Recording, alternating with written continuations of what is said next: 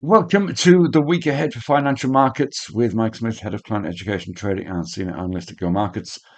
Delighted to be with you today. Hope you had a great weekend, and let's have a check in on things that may move market sentiment this week.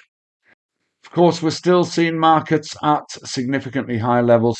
Friday's close was positive on the back of some CPI data that, although actually hit 3%, was actually slightly lower than expectations. We're smashing it out the ballpark with earnings results, and that's helping as well.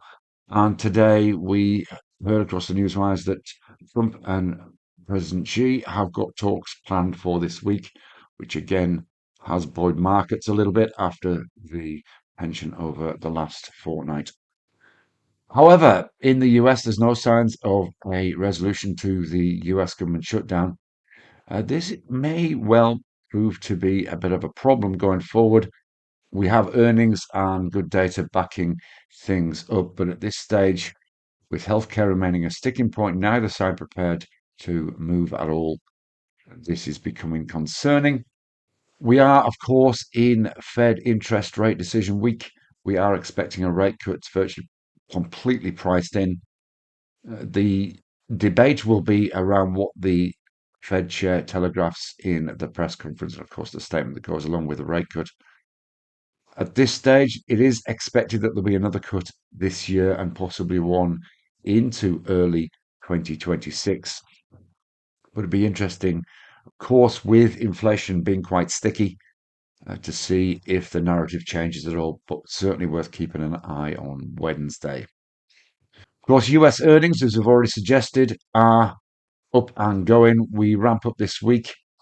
At this stage, we've got a remarkable 87% beat of expectations, around about 83% of beaten revenue expectations. Those are staggeringly good numbers, but of course, there's only around about 20% of companies reported so far. So this week becomes important. We see big tech as well as some big industrials reporting. And looking around some charts, we are seeing some interest in copper from buyers. We've got a pushback to resistance. Fairly positive session today, not surprisingly, on the potential of positivity from that US-China talks planned later in the week. Let's just check out the chart. And you can see here, this 524 level is fairly stubborn.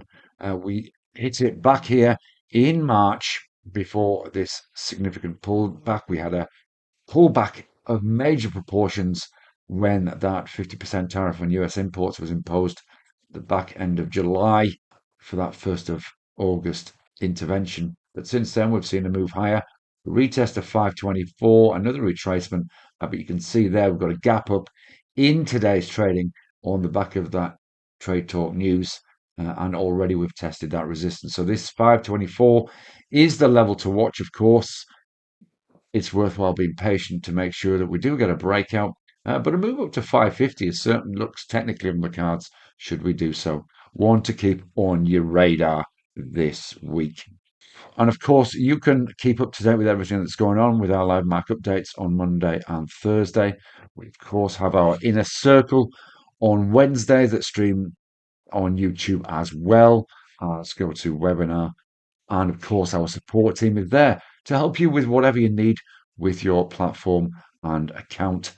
Please note we can't provide personal financial advice, but in terms of helping you make it happen, we're always on the other end of the phone as needed.